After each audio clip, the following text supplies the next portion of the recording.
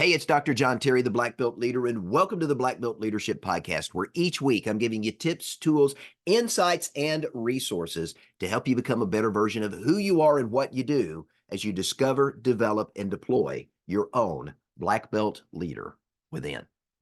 Hey, let me ask you a question as we open this week. Do you want to be in or do you want to be out? If given the choice, would you rather fit in or would you rather stand out? Now, I have to say, looking at the way Americans and most people around the world live their lives, the answer would be the former and not the latter. I believe more people want to fit in than stand out. I believe more people prefer acceptance and wanting to be part of the in crowd than doing what is necessary to stand out, get noticed, and get ahead in life. Now, why do I believe that? Because it's easier, at least initially, to fit in. And we think that we're going to get something out of it. We believe if we join the in crowd and doing whatever it is they're doing, it's going to make us feel better. We're going to get that sense of belonging and fulfillment and satisfaction that deep down we all crave. But there's an interesting thing about trying to fit in. It's not as fulfilling and satisfying as we often believe it's going to be. Here's what happens when people strive to fit in, and I've talked to a lot of people over 40 years of researching human behavior. Here's what I can tell you. When people try to fit in and they finally fit in, they tell me, John, this is what I always thought I wanted to do, but now that I'm doing it, it feels like something's missing, something's lacking, or something isn't right. So I'd venture a guess, again, based upon my decades of experience in studying human behavior, that somewhere between 90 and 95%, and at times I would push that number up as high as 98% of people around the world simply want to fit in. They want to be a part of something, and they want to feel like they belong and they've been accepted by whatever the in crowd is at the moment. I mean, you've got only to go look at Facebook, Instagram, TikTok, and all the other social media platforms. And what do you see? People mindlessly and often stupidly engaging in these social media challenges to get their 15 seconds of fame and the dopamine rush that comes with a thumbs up, a like, or comments on, I can't believe you did that. I mean, we've seen people videoing themselves doing the Tide Pod challenge, the Ghost Pepper challenge, the Blackout challenge, the Condom challenge, the Salt and Ice challenge, just to name a few of some of the insanity that we see online today. Now, in this desperate attempt to fit in, to be a part of the in crowd, or feel like that they have been accepted into the mainstream of culture, these individuals are giving no thought to the embarrassment and often the potential harm that these challenges invite, all because they want to do something to feel like they belong, to connect in some way, and to conform to this warped social construct of normalcy that is anything but normal. So here's what I can tell you about that. If you do what everybody else is doing, you're going to get what everybody else is getting. What are they getting? 15 seconds of fame, but that's it. Then you got to go do another challenge and hope you get noticed again. You can get your 15 seconds of fame by doing something stupid, by going out and eating a Tide Pod, sticking a condom up your nose, putting salt and ice on your arm and dealing with frostbite and the burns that are there, but it's not going to give you the lasting fulfillment and satisfaction that you're seeking. In fact, you're never going to get lasting satisfaction and fulfillment from competing in a ridiculous challenge on social media. You know, I did some research and 8 people died in the early days of the Tide Pod Challenge, and thousands more ended up in doctor's offices or hospitals or suffered from vomiting, nausea, fainting, or skin rashes as a result of eating a Tide Pod. Now, when I read all that in that research, it really made me want to stop what I'm doing, go into the laundry room, and get a Tide Pod from my wife's container and eat it. I mean, talk about something ridiculous, but we see people mindlessly doing this every day. Why? It's out of a sense and a desire to belong, to feel like you are a part of something. The advertising industry understands this. And they've made trillions of dollars over the years seeking to get you to do what? To dress in a certain way, to smell a certain way, to drive a certain kind of car, drink a certain type of drink, eat a certain type of food, or make certain lifestyle choices, all guaranteed to allow you to fit in to this glamorized, idealistic world that they have contrived in this 30-second to 1-minute commercial. These glamorized, idealistic images they put in front of you in commercials as well as in print, and the amazing music and voiceovers that you hear in radio constructs on audio is all designed to do one thing: to get you to say yes to their offer and to surrender your hard-earned money to them, to give you an illusion of belonging. When you buy an ad, you respond to an ad and you buy, what happens? You get a shallow sense, at least for a moment, that you belong. You feel like I'm in with the in crowd. Hey, I'm going to the bar and hanging out just like everybody else. I'm eating at this restaurant just like everybody else. I'm driving this car just like I saw a celebrity driving on TV. Guess what? You're doing what everybody else is doing. You belong. But is it really giving you the satisfaction and fulfillment that you want? I would dare say the answer to that is no. You got to remember, the people on screen having fun at the restaurant, drinking at the bar, enjoying a party at home, being the life of the party, or living it up at the big game, every one of those individuals are actors. They're paid to play a part, to look and act a certain way, to entice you to believe by doing this or buying this or following this type of behavior, you're going to fit in, you're going to be accepted, and you're going to belong. The advertiser is selling you a product or a service, seeking to get you to conform and be just like everybody else.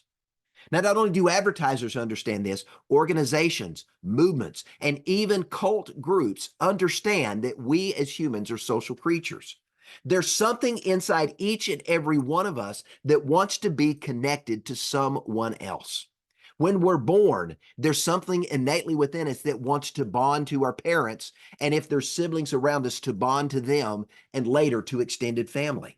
We go off to school, we want to bond with our classmates. We begin to play on a sports team, we want to bond with our teammates. And when we go to work in the workplace, we want to bond with our coworkers. We want to fit in. There is a growing sense, a desire to belong and to feel connected.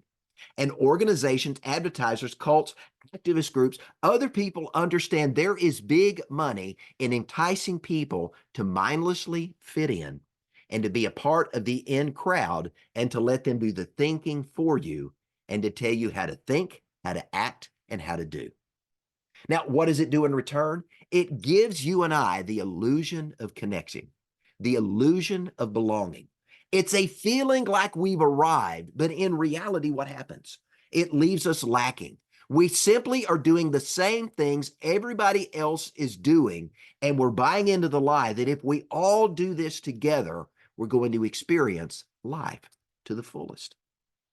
But I can tell you there's a problem with wanting to fit in.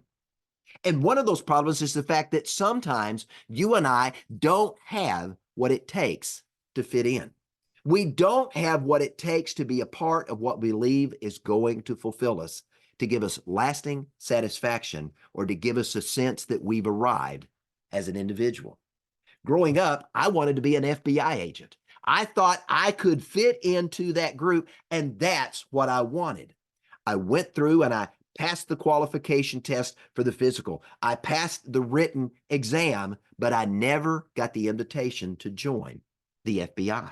As bad as I wanted to fit in, at some point I had to come to the realization, for whatever reason, I didn't have what was needed at the moment to be recognized and to be picked and to stand out, so that I was attractive to those looking to hire someone to join the FBI. Now, Ryan Leake, I met in Orlando in 2023. Ryan is a motivational speaker and a coach, an incredible guy with an incredible story. And Ryan shared part of his story of a documentary that he filmed called Chasing Failure. You'll find that documentary as well as another documentary of his, The Surprise Wedding, where he got engaged and married on the same day. You'll find those on YouTube. In fact, that YouTube video, The Surprise Wedding, garnered over 1 million views, and it got Ryan a chance meeting with the legendary Kobe Bryant. And Ryan pitched the idea of a documentary called Chasing Failure, where he, as a nobody that didn't get picked out of college to play basketball in the NBA, he was going to document getting turned down by every NBA team. That was going to be his documentary. Kobe said, go for it, just do it. And so Ryan did. And team after team said, we like your idea, but it's not for us to let you try out. But one team, the Phoenix Suns, said yes to his pitch. They took him up on the offer and they invited Ryan to come and try out for the Phoenix Suns so they could videotape the tryout for his documentary. So Ryan made the flight to Phoenix. He showed up prepared to give it his very best. And when he walked out onto the court, he looked the part. And if you were measuring success by how well you looked, Ryan definitely fit in.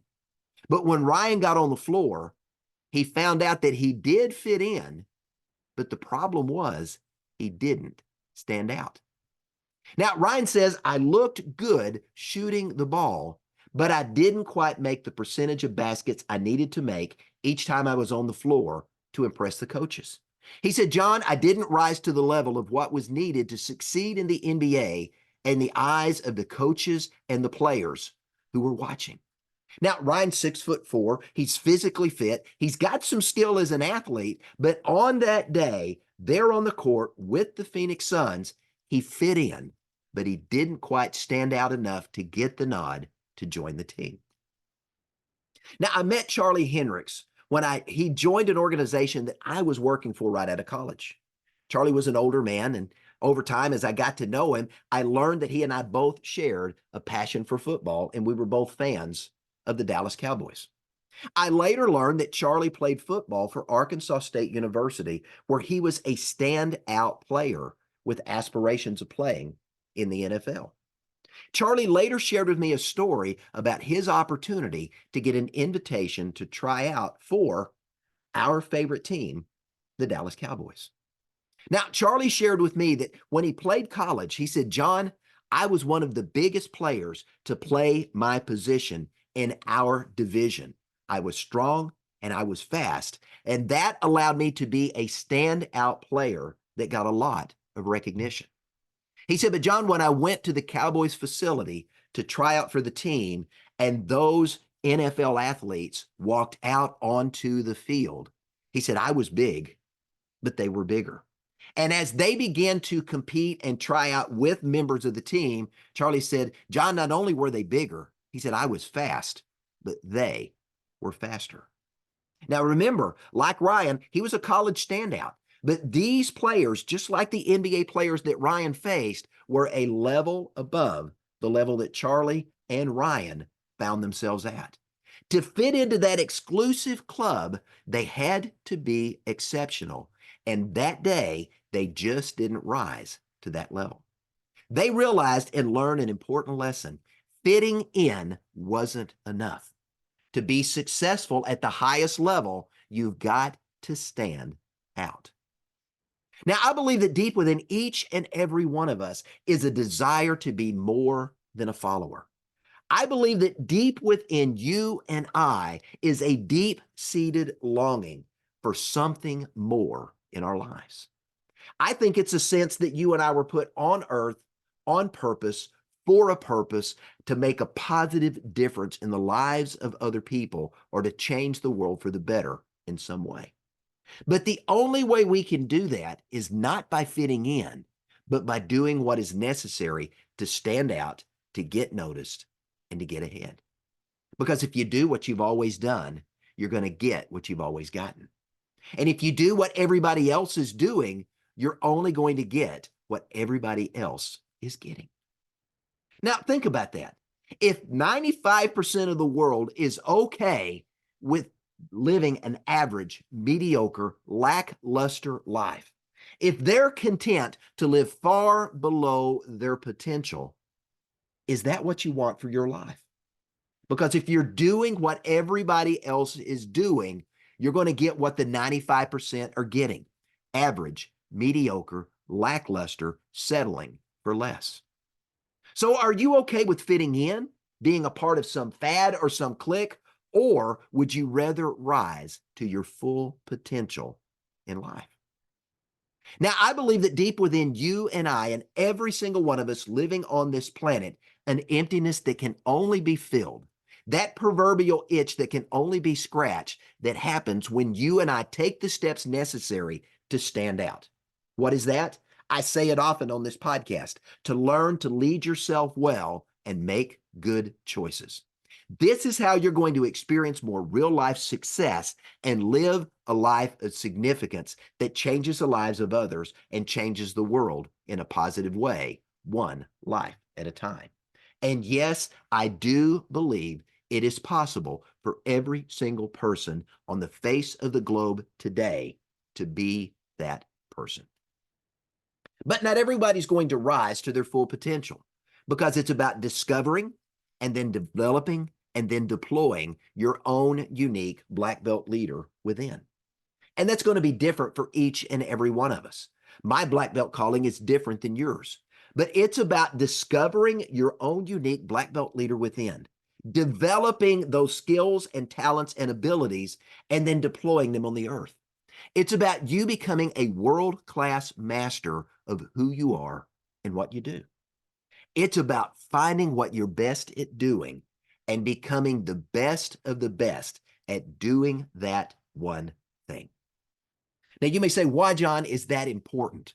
Because if you do what nobody else is doing, or you do something better than anybody else in the world can do it, here's what's going to happen.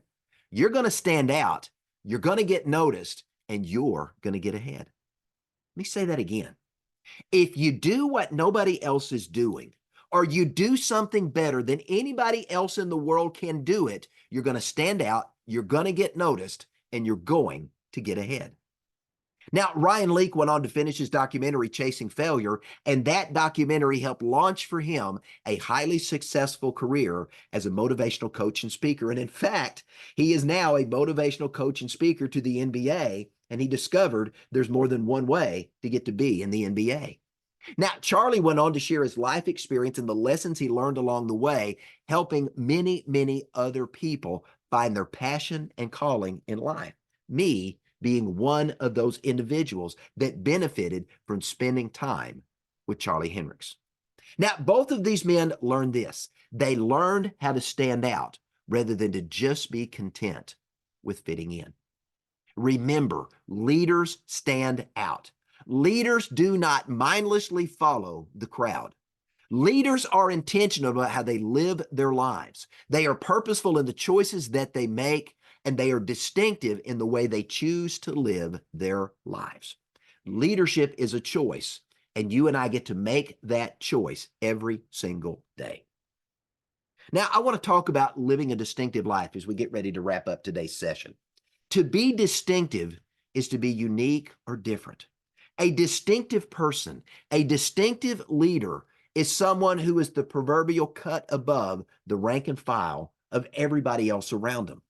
They stand out, they get noticed, and they get ahead. Distinctive leaders have an uncommon appealing quality that attracts other people to them. This is who leaders are. And if you want to be successful in life, if you want to live a life of significance, this is the person you must become: intentional, purposeful, and distinctive. And remember that it's different for each and every one of us. My black belt calling is different than yours. Your black belt calling is different from everyone else's in the world. We've got to discover our own unique black belt leader within, develop that to its fullest, and then deploy it in the world to make a difference. But don't forget, it's easy to fit in most of the time, but it's going to demand something more of us if we want to stand out. Leaders are willing to put in the time, the energy, and the effort to become that person that stands out, to become that person that is intentional, purposeful, and distinctive. So here's my question as we bring this episode to a close. Are you content with just fitting in, or are you willing to do what is necessary starting today to stand out? Remember, and you hear me say it often, successful people do daily what unsuccessful people do sometimes or not at all. That is one of the black belt secrets of success. So let me leave you with this. If you do what you've always done, you're going to get what you've always gotten. If you do what everyone else is doing, you're going to get what everyone else is getting. You're going to fit in, but you're going to live an average, mediocre, lackluster life. You're never going to rise to your full potential, and you're never going to stand out if you do that. But if you do what no one else is doing, or you do something better than anyone else in the world can do it, you're going to stand out, you're going to get noticed, and you're going to get ahead. So do you want to fit in, or do you want to stand out? That choice, my friend, is yours. I'm Dr. John Terry, the Black Belt Leader. Thanks for joining me, and have a great day.